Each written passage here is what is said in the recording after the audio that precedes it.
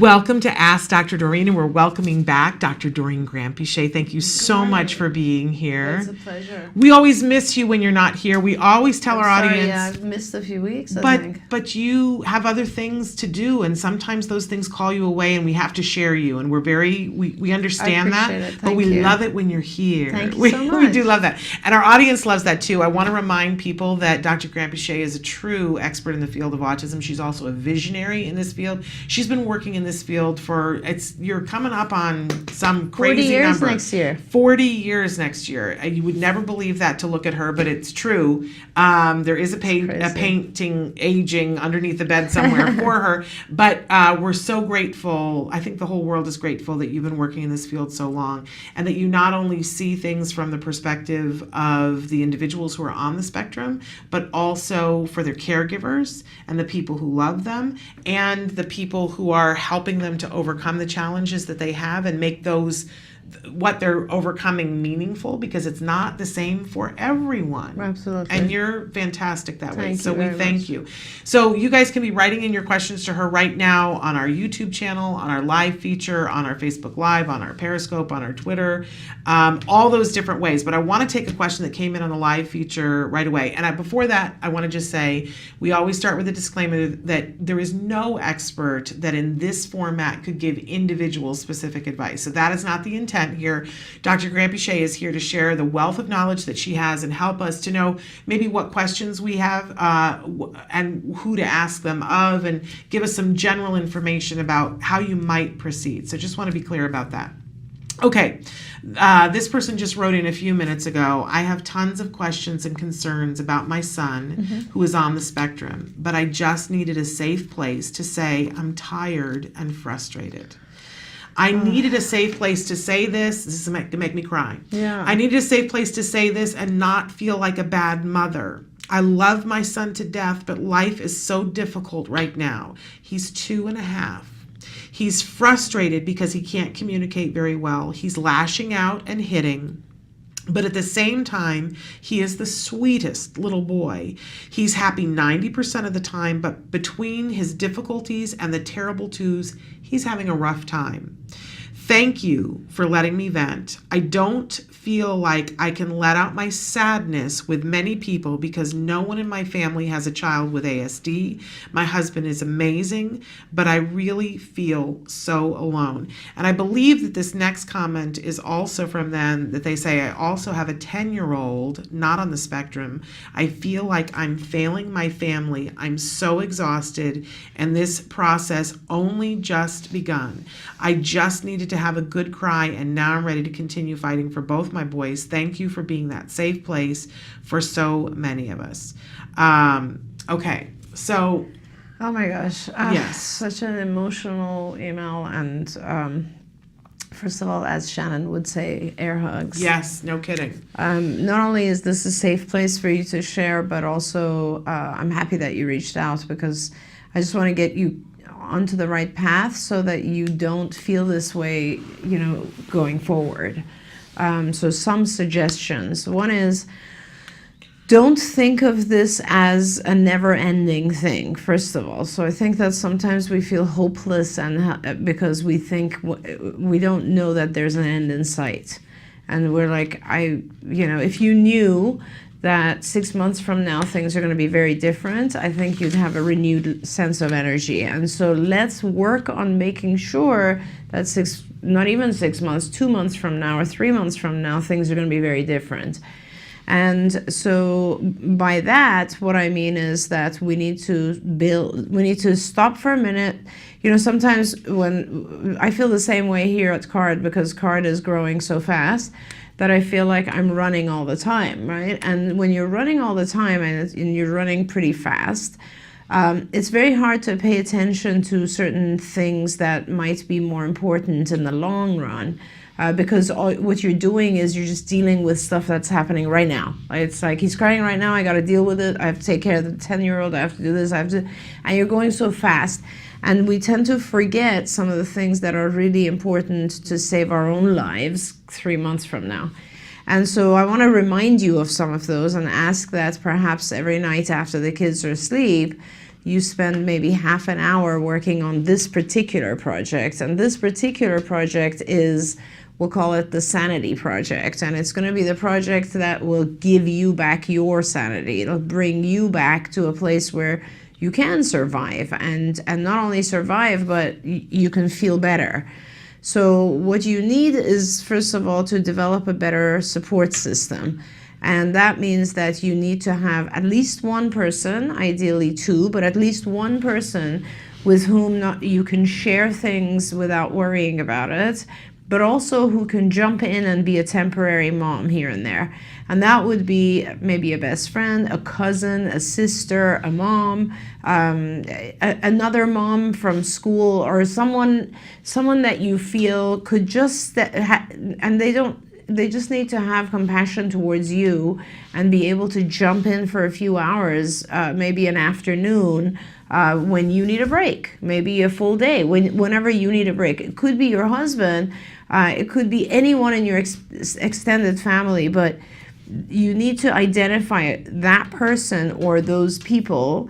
And specifically, so what you need to do tonight when you have that break after the kids are asleep is to first list the potential people. It's like throwing a party.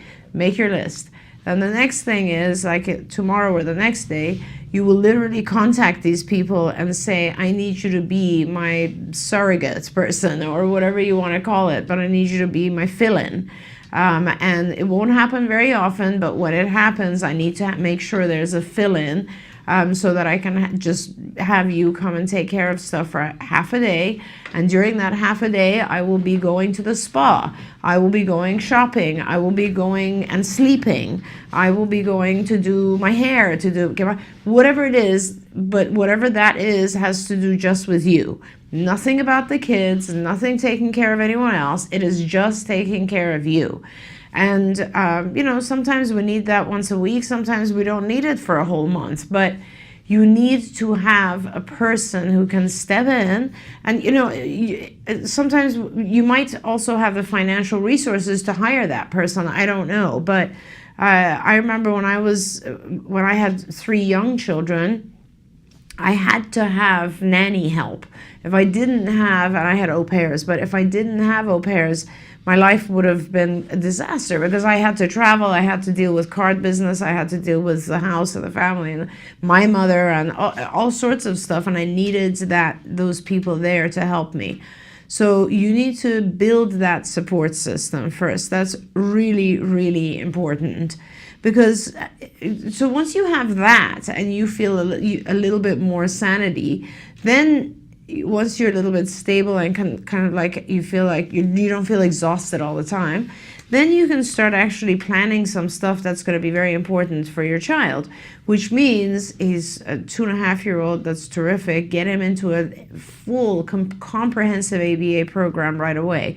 I don't know where you live. If you are close to a card site, card centers allow you to bring the child and leave the child all day there. We will do therapy at our site.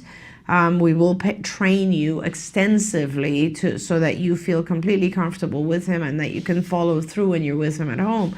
But we also feel that we have research. We've published research that shows the kids do better twice as fast. They learn twice as fast at our sites than they do in the home. So, find a site, get ABA therapy. If you're not close to a card site, find a really good ABA therapist or a BCBA who will recommend, and hopefully you're in a state where there is insurance coverage, recommend and get a 40-hour program, not a 10-hour program, not anything less than 40. He's a 2.5-year-old. This is the age where children should receive comprehensive, intensive early intervention. So that means a 40 hours per week program that does not include other activities. That is pure ABA therapy, 40 hours a week.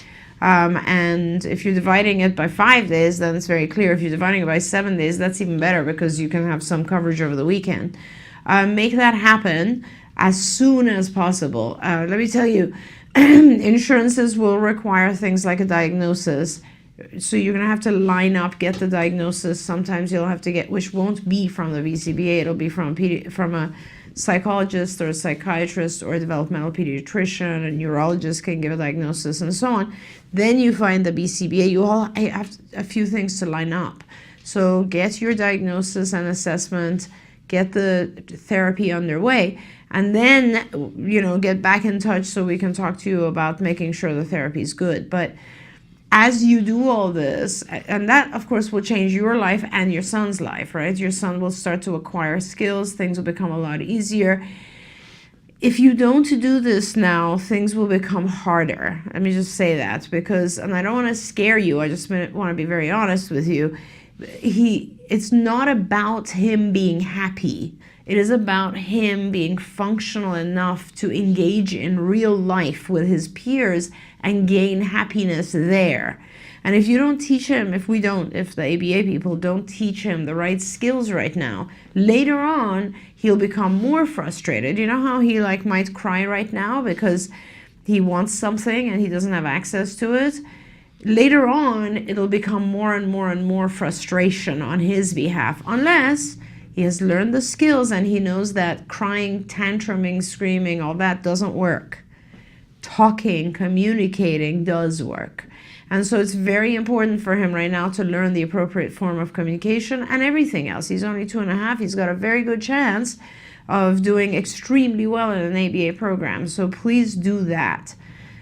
Last word of advice, 2 things. As you're doing all of this, tell your husband everything you just said to us, because this is all about a partnership and no single person can handle this. It's just too much. You need support. So share with your husband and ask for more support from him as well. And the last word of advice is, please don't forget the 10-year-old.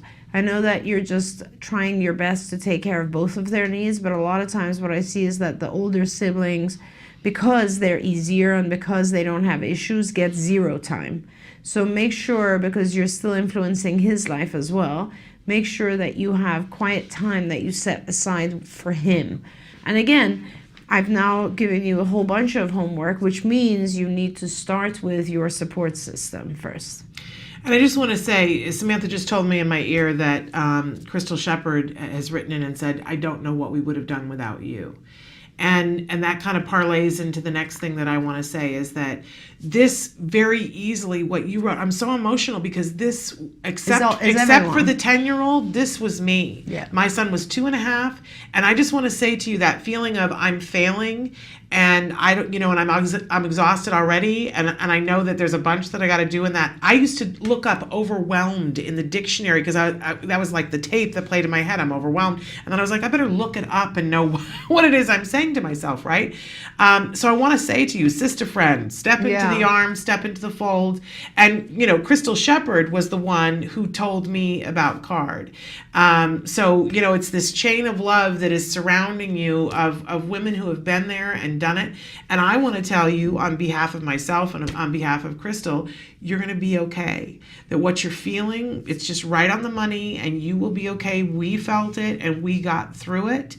And you're going to hold hands with all of us. You know what I like to say on the show? Si se puede, right? We can do this. And so, hang on. And I love all the advice that Dr. Grant Pichet gave. But know that you are in more people's arms than you are aware of right now. And that it's going to be okay. There's a whole bunch of action that you're going to have to take, and that seems overwhelming right now. But the truth of the matter is that once you start taking the action, you will feel better. Your child will start to get better, and you will see all the possibilities and the hope. That's what I want to inject into you right now, the hope of there's going to be a day when your shoes will sit underneath your table and you will sit across from somebody and say, wow, I can't believe we did that and we got through that. That day is coming. I'm promising it to you. Yeah. Like it's coming. Feel that from us. So, and you reached out. That's awesome. Feel free to reach out. I say to all of you, you can email me directly at s.penrod, PENROD, @autism-live.org. autism-live.com. We all have felt alone at some point on this journey, and none of us really are alone. It's just one email away, one phone call away, right? There are people, and let's help to connect you. Hopefully you've got that network of people to choose from, and if you don't worry, we're going to find one for you. All right, I'm all verklempt, but it's going to be okay. It will. Yeah, absolutely. And it's such a scary experience you're going through right now. And there's so much fear that we experience, and that makes us worry more even because we think like, I can't do this. Oh, yeah. You can do this. You can do this, and not only can you do this, but we will help you do this. There are people out there who care about you and will help you do this. Your son's going to do well. He's going to get through this as well. And remember one thing, we never are given challenges unless we can succeed them and overcome them. And you will overcome this, and you will get to a higher level, as Shannon said, where you will look back and you'll be like, wow, what did we just, like, I can't believe what we did. And it'll feel like a privilege too, like, absolutely. Wow, what an incredible privilege that I just went through this with my family. I'm glad that you've got a great husband. Boy, that's in your corner. And I also want to tell you that feeling of, oh, I can't, it's okay that you have that, and you don't have to feel guilty about that. I tell people very honestly that in the beginning days, once I understood what we were facing and how much it was going to take, right. Once I really knew that, my inner thought was, there was a day that I was like, I hope I get into a car accident and that I don't die, but I'd like to be put into a coma for the next 5 years, and that they wake me up when it's all over and they go, oh, we went through the ABA and everything's fine. That's how I felt, right? Gosh. And yet I was able to walk through it day by day. It wasn't easy, not going to candy coat that, but I always say to people, look, if I can do it, I know you can, and I'll be in your corner. I'll put a cheerleader costume on, and that's saying a lot. Mm-hmm. I'll be your cheerleader. Anyway, so feel the love and keep reaching out, but hang on, it's going to be okay. But let's get the help started. Once the action starts, that'll be good. Let's take a break. I need to mop down, and then I do want to say before we go to break that Mom wrote in and said, hi, Dr. Doreen and Shannon. I wrote a follow-up question about my daughter last week, the 15-year-old who has difficulty inhibiting her impulses with the opposite sex. Would you be able to answer that today? I would love to hear what Dr. Doreen has to say, and thank you. And I just want you to know, I got you, girl. It's #1 here on the list. So okay, we're doing that right after the break. Stick with us.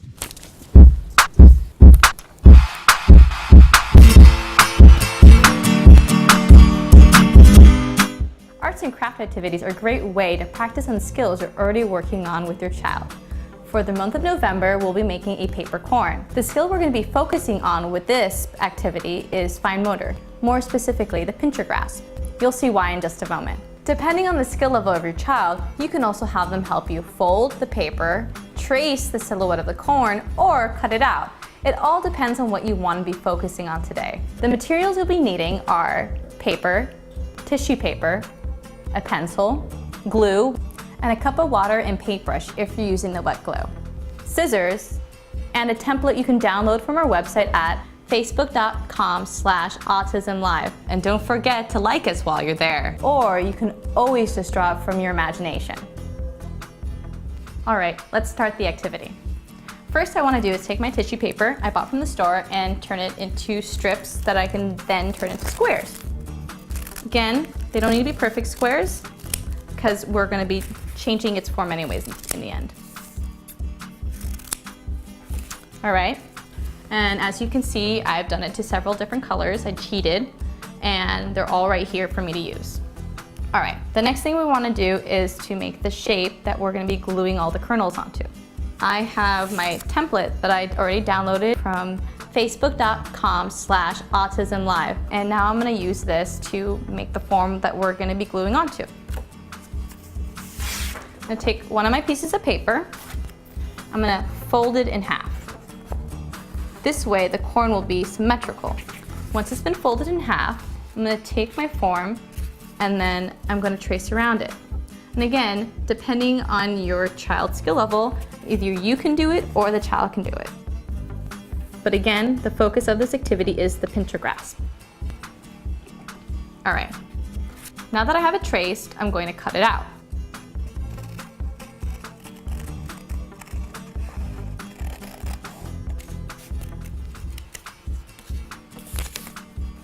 And ta-da! Here is my blank corn, but it's missing its kernels. So now that's what we're going to be working on. I'm going to use this glue, but you can always use a glue stick as well.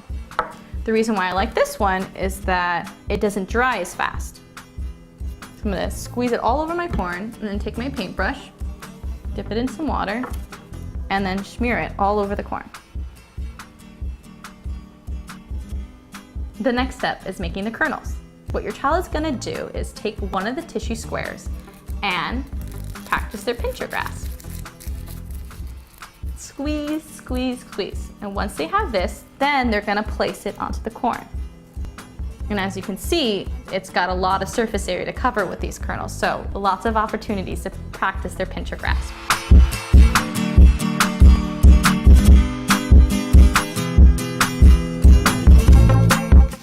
And ta-da!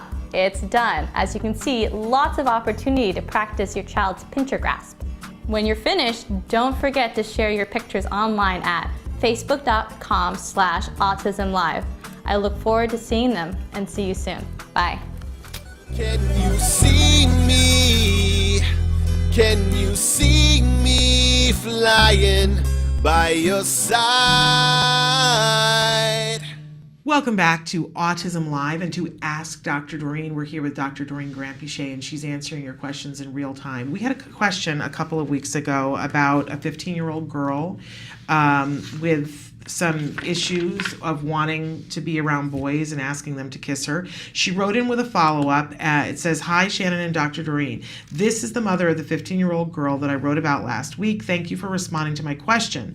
But I would like some further clarification on what else I can be doing at home when these situations occur. As I mentioned, my daughter can answer questions about what she should not do with boys. I'm pretty sure that she is doing this to get attention." Did I skip a line? No. I'm pretty sure that she is doing this to get attention from boys. She says she wants a boyfriend, she wants a boy to tell her she's beautiful, etc. At home, we're teaching her about what it takes to maintain friendships and eventually relationships. But when she's still being impulsive at school, telling a boy to kiss her, asking boys to come home with her, what should I do?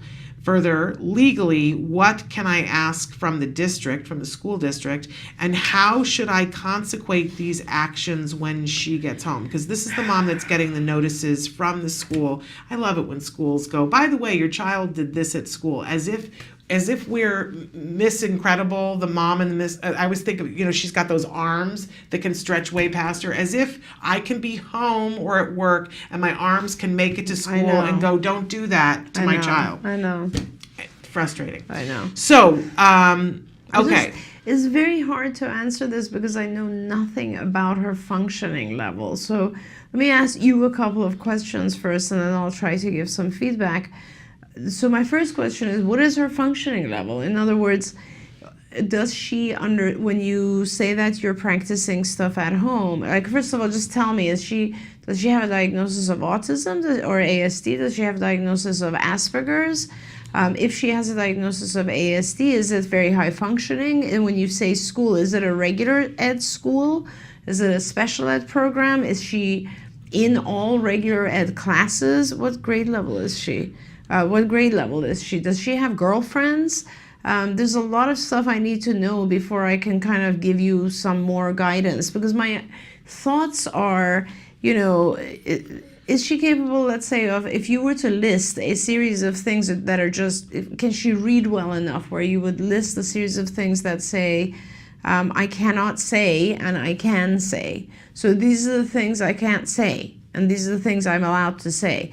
And so then in the list of things that I can't say are kiss me, come home with me, stuff like that. I can't say these to boys. And then on the right side would be all the things that I can say right now, like, what did you think about this class? What's your favorite TV show? Whatever it is that's appropriate. I mean, if that's the level she's at, that's what you need to give her right now until later, when she realizes, because there's like one activity we have which is called levels of friendship, and it starts with what's an acquaintance, what's a stranger, what is an acquaintance, what is a friend, what's a best friend, and so on and so forth. And you identify all the behaviors that you have with each level.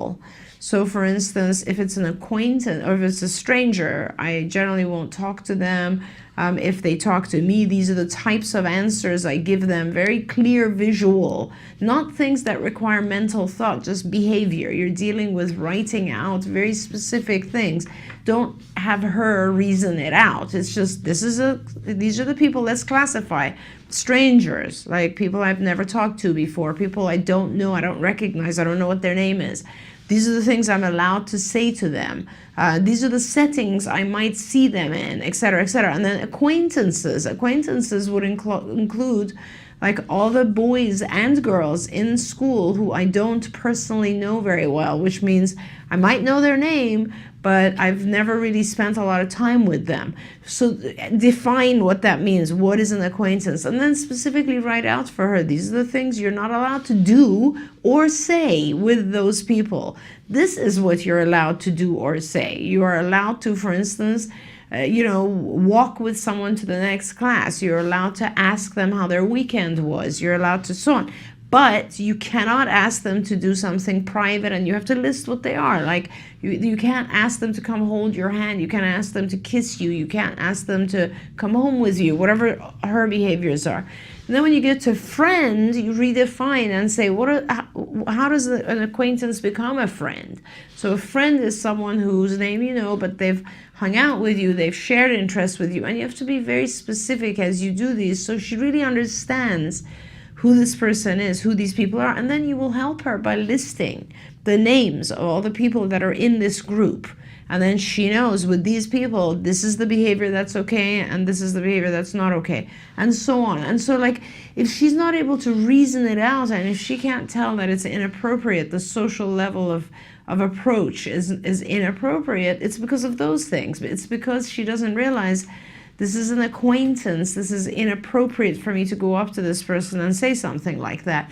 And ultimately, who do you actually say something like, give me a kiss or come home with me, is a boyfriend or a very intimate friend, like a best friend or something like that. And then, so you have to define all that for her, because she clearly is not seeing those boundaries. And what you're doing is you're defining the boundaries and then telling her exactly what is and isn't okay for each level of acquaintance. So that's the first part of the question about things that you can be working on at home with your ABA team. The next part is legally, what can you ask from the district? And I would think that this all comes under the heading of the ITP, the Individual Transition Plan. And if she's 15, so they should already be putting an ITP in process. And that they need to get them to write in these kinds of programs into the ITP. Absolutely. And they should actually, so this is the thing with consequences. Shannon is so right. The districts will tell you, oh, this is something happened at school, as if you can deal with it at night 10 hours later. Consequences, negative consequences in particular, have to take place as soon as possible. If you're doing a negative consequence 6 hours later, then it better be visually documented. In other words, it better be a token system that actually shows her. Because if she comes home and then you're sitting there and saying, I heard that today, this morning or yesterday, you asked a boy to do something, there's no connection from what happened and what you're dealing with right then and there. That is not going to connect for her. That's a long-term consequence for her, and it's not going to work. So what has to happen is, the moment that she goes up to a boy and says, I want you to kiss me, someone, which means the school might have to actually give her an aid, someone needs to be there to watch her and to be able to go up and say, that was one of the things you were not allowed to say. I'm going to have to give you a sad face on your token system. There has to be a visual system in place so she sees it, that she's doing well, or she didn't do these things, or they're getting sad faces where it shows, or an X or whatever that indicates, oh, you did something you weren't supposed to do. Then when she comes home at night, if she has numerous sad faces or even one sad face, then you can consecrate it and say, oh, I'm sorry, honey, but I see you have a sad face. I'm going to have to, I can't give you dessert tonight, or I can't, whatever it is. And then that whatever the actual consequence is has to tie in to the token. And that's a very important thing. Not only does it have to tie in as a immediate exchange or of some sort of exchange, but in value it has to tie in. So for instance, if there's one sad face, she loses one small thing. If there's 5, she loses a bigger thing. The value has to tie in. So those are very important things, and your school should have a BCBA on staff or consulting who can set up a very good token economy for her. But that's how it works. It's not like you're expected to deal with it at home. Okay, let me ask you this though. So this is a response cost, right? When they were going to take something away, if Could she, be. there's a million consequences. And I find that parents are always looking for that because because it feels like a punishment thing, and we've all been taught, well, they have to lose something for it.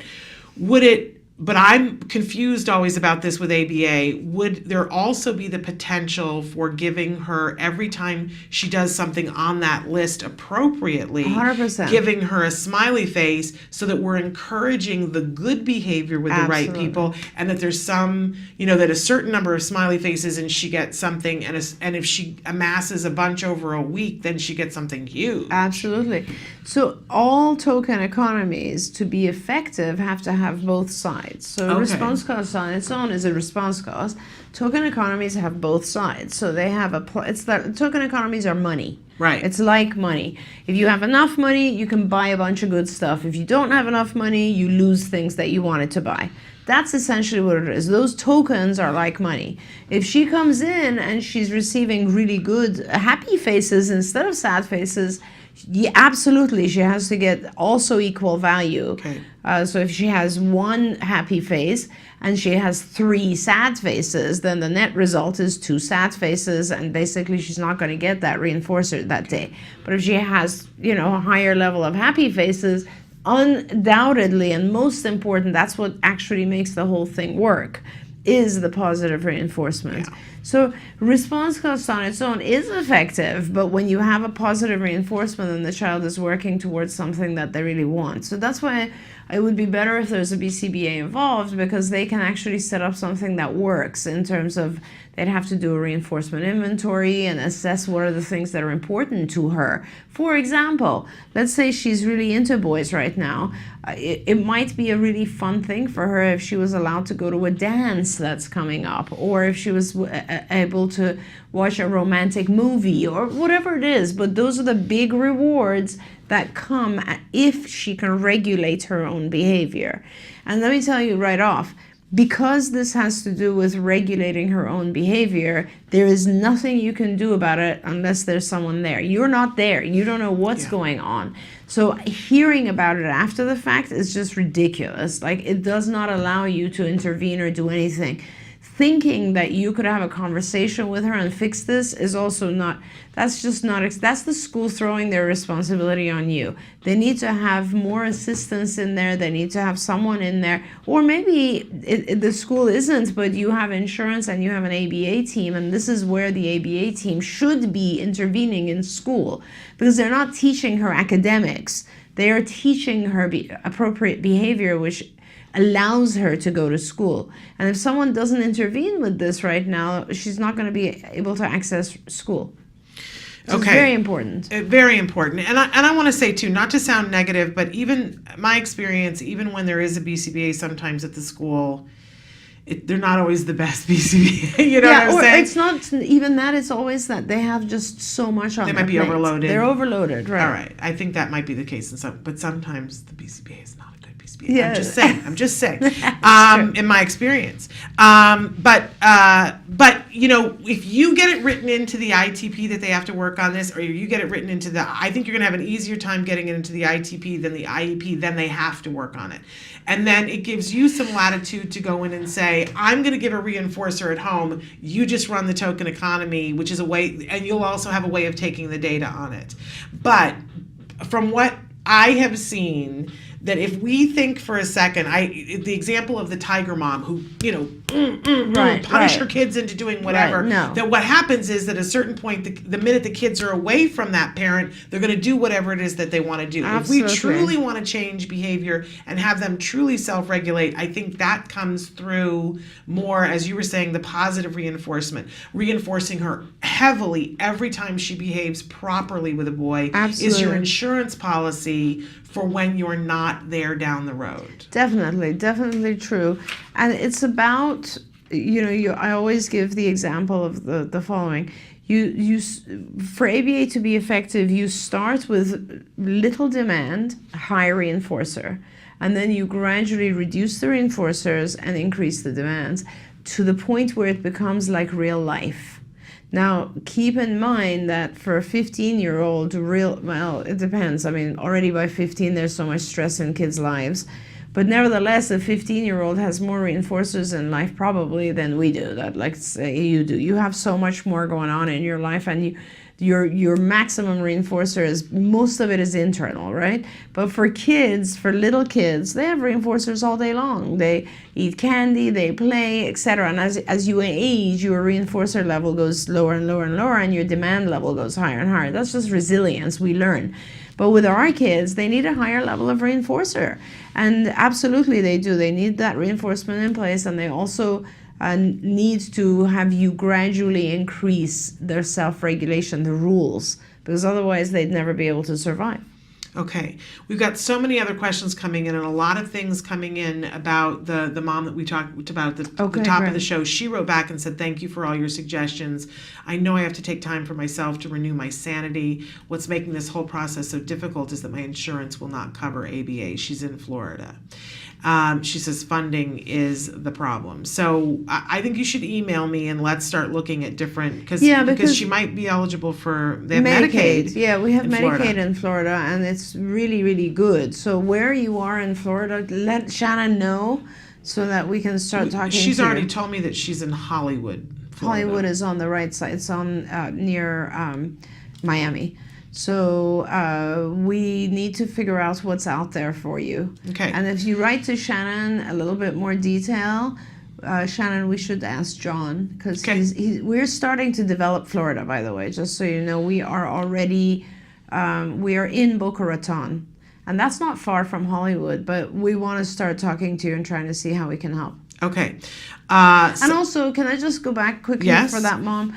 I don't want you to think about, like, do the specific things I said. Don't just think, I know I have to get support. I have to take time off for myself. Start by finding your surrogate helpers. Just really do that, because although you might not think that it's important, it's really important to have the other people who can step in so that you can actually have time for yourself. Because most of us as moms, we feel guilty about enjoying life when our kids are having a hard time. And we just keep loading it on ourselves and keep thinking, hey, I can do this, I'm strong enough, I'll carry the load. And you can't carry this load. Let me just tell you, you shouldn't be carrying this load alone. So please get someone else in there. And there's nothing wrong with that. That's how you have to do it. That's the way to succeed. This is just, think of it as a heavy weight. You can't pick it up alone. Someone needs to hold one side of it. That's all it is. Yep. I totally agree. I want to go to this next question that somebody wrote in. They said, "Hi, Shannon and Dr. Doreen. First, tell that mom she's not alone." Yes. This mom goes on to say, we are dedicated skills users, and recently my son, who is 9, has started biting himself when he gets upset. It's happened about 4 times, and I'm terrified. And the "I am terrified" is all in caps with an exclamation point. I have seen the self-injurious kiddos, and I never knew how those parents deal. What is my first step? This is a new behavior, and I want to get it under control before it gets out of control. And she put "before" in caps.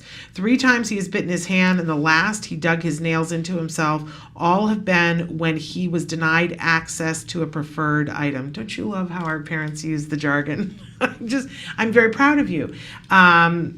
We all talk like mini BCBAs now. He was denied access to a preferred item. I love it. I love it. So we've gone to the dark side. Okay. But in any case, that is what happened. Okay, so what can we tell this mom? And I just want to say, here's a mom who's terrified, and she took time to tell the other mom, you're not alone. Right. That's how this works. I love you. That's Yes. awesome. So a couple of things. I don't know if this mom is listening right now or watching right now, but if you are, you can maybe answer these questions as well. So what happened when he bit himself? First of all, how bad was it? Like, in other words, did he actually cut in and it started bleeding? That's my first question. How bad was it? And secondly, what did you do? Did you back off? Did you give him access? What happened? Because this is not really the self-injurious behavior that you should be afraid of. The self-injurious behavior, there's always this thing in autism where, because I'm old in this field, I can give you some little tidbits so that you're not worried at all. Self-injurious behavior, and when we first started seeing self-injurious behavior 30, 40 years ago, that was a very, very different self-injurious behavior. So when parents tell me about self-injurious behavior, the first thing I ask them is, does he do it when he's completely alone and having a good time? Or does he do it when a demand is placed or access to something is denied? And if it is the case where a demand is placed and access is denied, then that's not something to worry about at all. Because this is simply the child trying to freak you out. That's it. They're angry. They want something. You're not giving it to me. I'm going to do whatever it takes to get you to give it to me. And what that starts with is I'm going to scream and cry, and if you ignore that, I'm going to just bite my hand, I'm going to do this, I'm going to do whatever it is because I'm really angry and I don't know how else I can get you to understand how angry I am and I want that thing. So the first thing you do is you do not give the preferred item. I want to be really clear about that. When the child tantrums like this or does self-injurious behavior, you don't give in. You do not give in. Don't give the preferred item. So now you're saying, oh my God, but he's going to injure himself and all this sort of stuff. So first of all, he will not injure himself. He will do it in order to scare you. So if it has already gotten to that point, but in a minute, I'm going to tell you some pointers that will hopefully prevent it from getting to that point. I just want to tell you, she says, no, I do not give him access to it. It scared me, and I told him to calm down and use his words and tell me what was wrong and what he needed. That's so awesome. I love that. That's fantastic. Good job. Now, the issue here is... She also said it just left a mark, so no blood was drawn. Great. So don't worry about it. It's not going to get worse. So the problem is, if he has now tantrumed and done that sort of self-injurious behavior, and now you ask him, what do you want? Use your words. He's going to ask for that object, right? And then he's going to get the object. That's fine, except it would be better if he didn't do the aggressive behavior first. So here's what I want to tell you. We want to try to do everything we can do. What you've done is great, first of all. I'm very proud of you for not giving him what I would do is I would just remove the preferred item completely from the possibilities right then and there, so that in the future, if he wants it, he just asks for it. But he can't tantrum, aggress, be prompted, then ask for it. Because now what you're doing is you're rewarding that sequence. That next time, again, he'll aggress, you'll say, what do you want? He'll use his words, he'll get that's not what we want. What we want is for him to use his words from the get-go, right? So what we have to work on is that. We have to work on, you have to identify, if you can, signs of frustration. So if you can start to see that he's starting to get frustrated, break down the sessions so that he gets more reinforcers before aggressive behavior happens, okay? Very simple. So reduce the demands. Like I've done things like reducing the lesson difficulty, going to easier lessons, whatever you have to do. Reduce demands, increase reinforcers before bad things happen. Now, if you see things escalating, you can also then prompt more. So you can, before the aggression begins, you can start making it easier by prompting, getting him to ask for things then. Because if he asks for a break or a reinforcer before he's done this or aggressed towards himself, give it to him. Sure, go for it. Give him reinforcers and allow him to like calm down and all that sort of stuff, right? But the bigger issue here is that what most likely happens with a lot of our kids is that we tell them they can't have something right then. Like we'll tell them, you can have it in 5 minutes, and they have no concept of time. Most of the time I find with my kids, no matter what age they are, their aggression and their frustration is because they don't understand that it's coming. It's just, we're just not there yet. You'll get it in 1 minute. You'll get it in 5 minutes. You'll get it tonight. They don't get the concept that it is eventually coming. So you need to kind of put it on some sort of visual thing for him. And I don't, did she say how old the child is? Or I don't think we did hear There's how a lot old. of different ways you can do visual schedules, like for instance, or visual anything. Nine. He's 9. So like you can do a lot of different things. For instance, you can list the activities and then the reward. So you can show him on a visual, we have to do this thing, then you'll get this reward, this thing, then you get this reward, and then after we've done 3 things, you'll get the bigger reward. And you can use pictures, you could use words, whatever his capability is, so that he knows his schedule. Another thing you can do, ask him at the beginning of every lesson, what are you working for? What would you like to work for? Put 3 things out and have him choose. So he always knows the thing that he's working for. He chooses his reinforcer, now you hold it, you put it over here and you do the thing, and then you give it to him. And that could be a sit-down lesson or anything during the day. You can also during the day have him identify his reinforcers and then visually let him know when he's about to get them. Anything that is of a time type schedule will help him. There's a lot of apps if you look online also for time schedules and things for kids with autism that helps them, like under timers, like little visual things of like a like a line that's reducing in time so you know that you're about to receive your reward, those types of things. Anything that allows him to understand when the reward is coming is great. But essentially, you're doing is right. Deny access to the preferred item if he already does something like aggress, and try to just give him more of preferred items more frequently prior to aggressing. She says he gets upset when he loses on a game, when he has screen time, and that is normally when I step in and take the device away, because previous he was warned if he is going to play and get upset, then he will have to take a break. That's awesome. So losing on a game is a more complex skill. It's a more of a cognitive skill, and that's something that you can actually find that lesson. It's called Winning and Losing. It's a specific lesson on skills that talks about teaching the child how to accept failure. But it is a very cognitive based lesson, so it's for kind of kids have to be at a certain level of functioning to understand the concept of losing.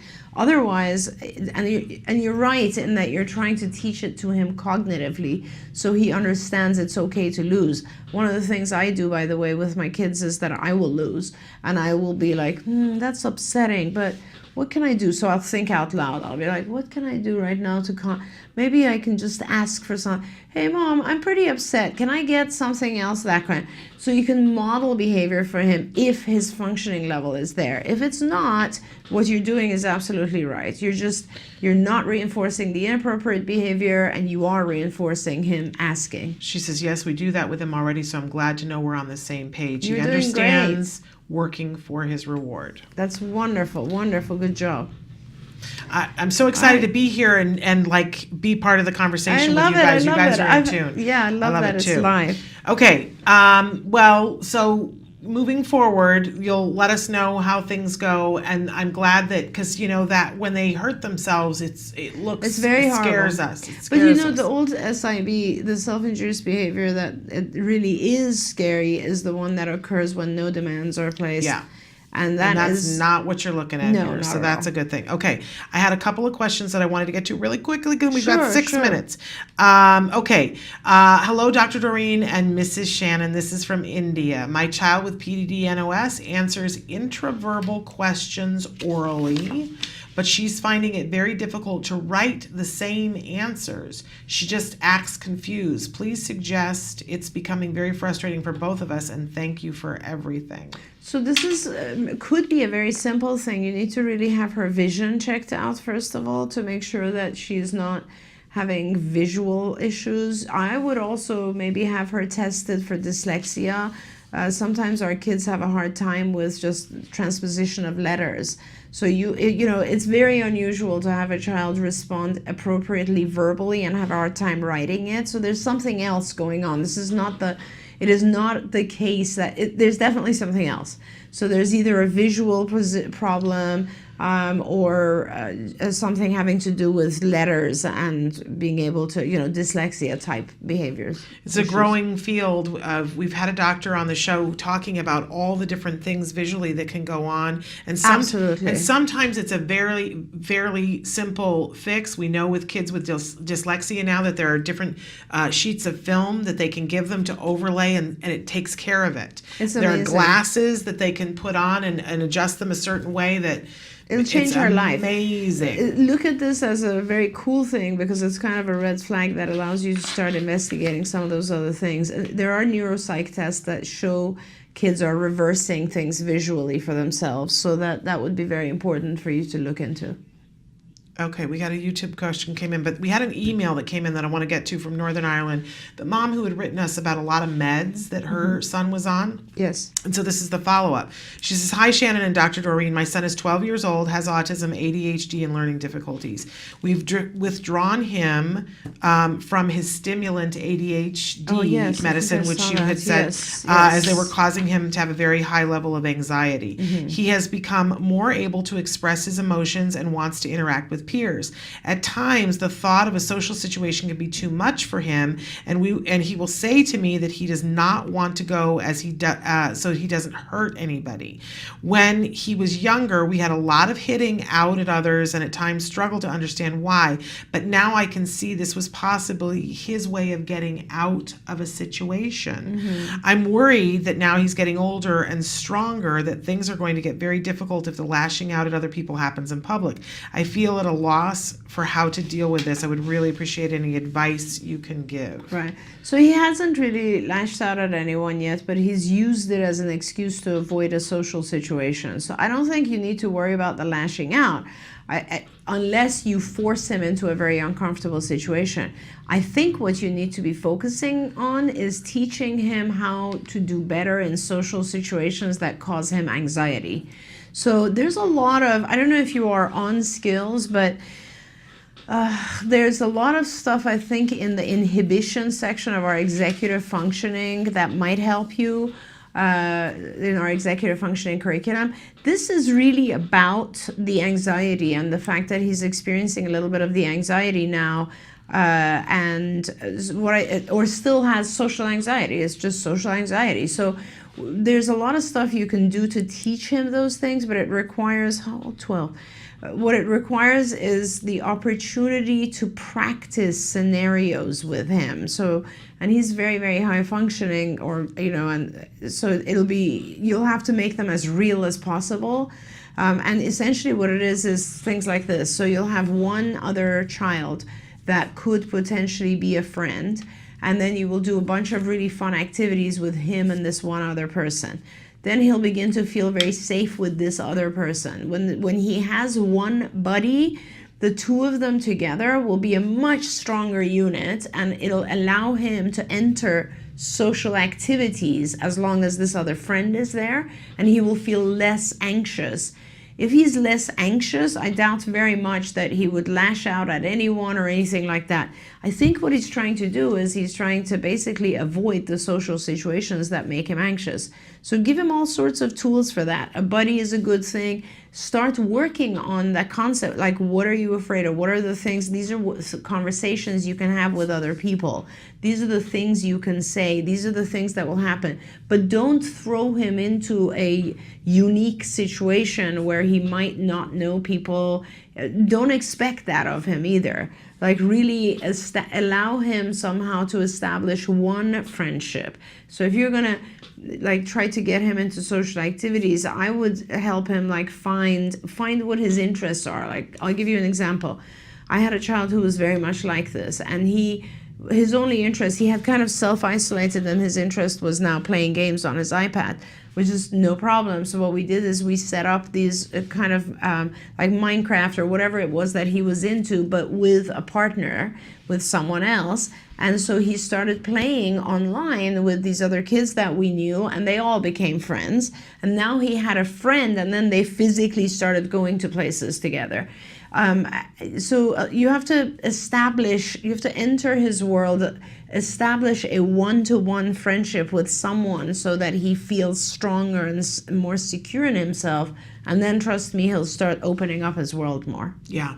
We've got so many questions that have just come in on YouTube, and I'm going to apologize to you guys because we just don't have time for them, but hopefully we'll be able to get to some of these next week. And I want to encourage people right in earlier in the hour, although we had so many questions today, we couldn't possibly have gotten to all of them. So I apologize from the bottom of my feet, and I thank you so much for being with us for this hour. And I am here the next few weeks, so hopefully we'll catch up. Fabulous.